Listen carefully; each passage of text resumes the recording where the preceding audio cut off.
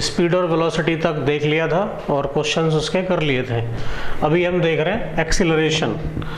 Acceleration क्या होगा, किस तरह जो है हम उसको डिफाइन करेंगे,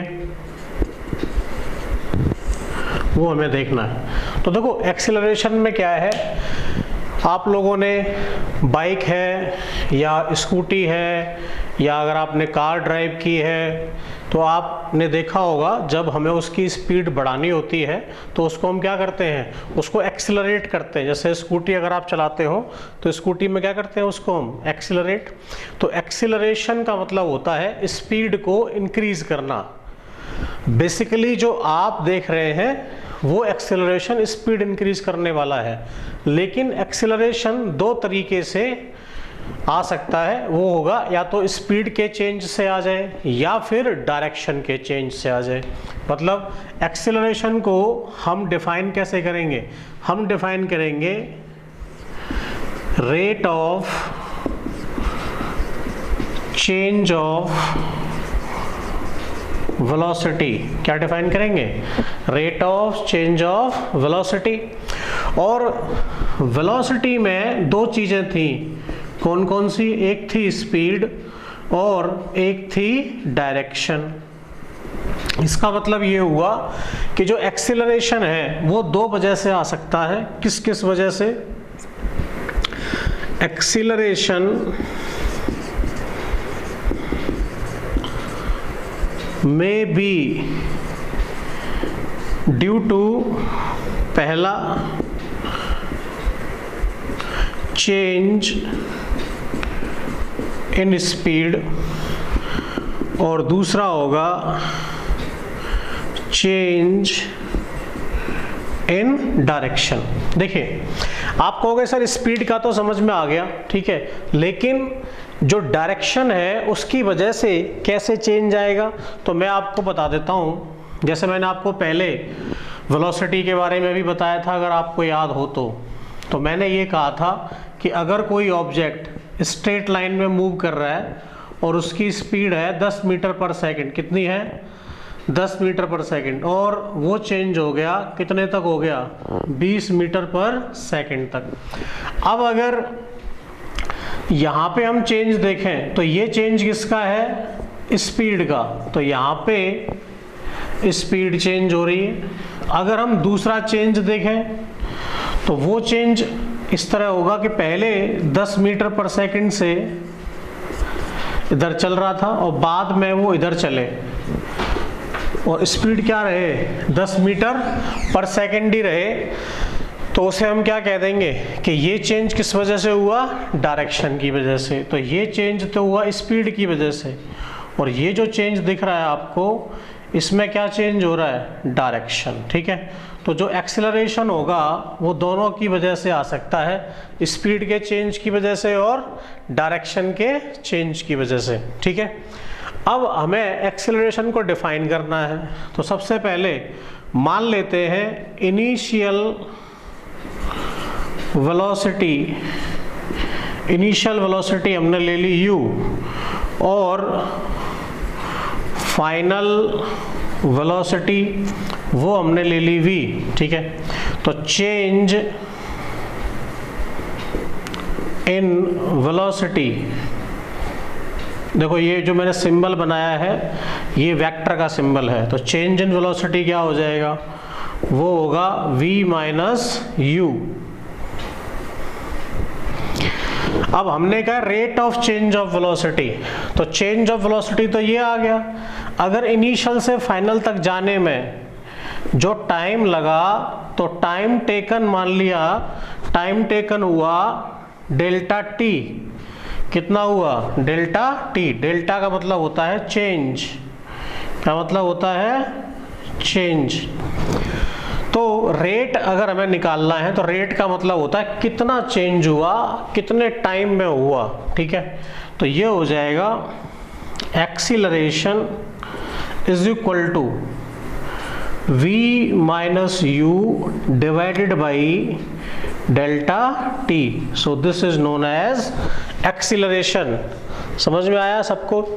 अब एक्सीलरेशन की जो यूनिट होगी वो क्या होगी, देखो एक्सेलरेशन हमने डिफाइन किया है v minus you divided by delta T. v minus you होगा मीटर पर सेकंड में, टाइम होगा सेकंड में, तो इसकी SI यूनिट जो होगी वो आ जाएगी मीटर पर सेकंड स्क्वायर। तो एक्सेलरेशन को हम किस में देखेंगे? मीटर पर सेकंड स्क्वायर में। एक्सेलरेशन की डेफिनेशन क्या हुई? Rate of change of velocity. समझ गए या नहीं? फॉर्मूला हो गया A is equal to v minus U upon delta T. कैसे आया वो मैंने आपको समझा दिया। तो आई होप यहाँ तक क्लियर हो गया होगा। ठीक है, तो एक बार इसको आप नोट करिए, फिर मैं आगे बता रहा हूँ। हाँ ठीक है, तो एक्सेलरेशन का फॉर्मूला हमने देख लिया। एक्सेलरेशन क्या आया? एक्सेलरेशन आया A is equal to v minus U by delta T. ठीक है, SI यूनिट क्या आई इसकी? SI यूनिट आई मीटर पर सेकंड स्क्वायर। तो SI यूनिट होगी इसकी metre per second square.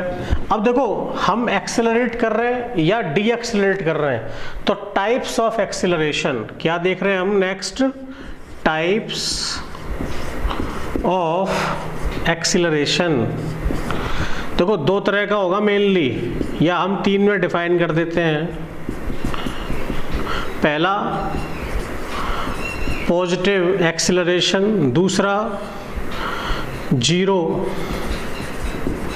Acceleration और तीसरा नेगेटिव एक्सेलरेशन। ठीक है, अब देखिए पॉजिटिव, नेगेटिव और जीरो, इन सब का मतलब क्या है? ठीक है, मतलब ये है कि पॉजिटिव एक्सेलरेशन जो है, सबसे पहले हम वो देख रहे हैं कि कब पॉजिटिव एक्सेलरेशन आएगा। अगर स्पीड इनिशियल कम है और फाइनल ज़्यादा है, मतलब इफ स्पीड इंक्रीजेस, तो एक्सेलरेशन कैसा होगा? पॉजिटिव। देन इट एक्सीलरेट्स, तब हम क्या कहेंगे कि वो एक्सेलरेट हो रही है।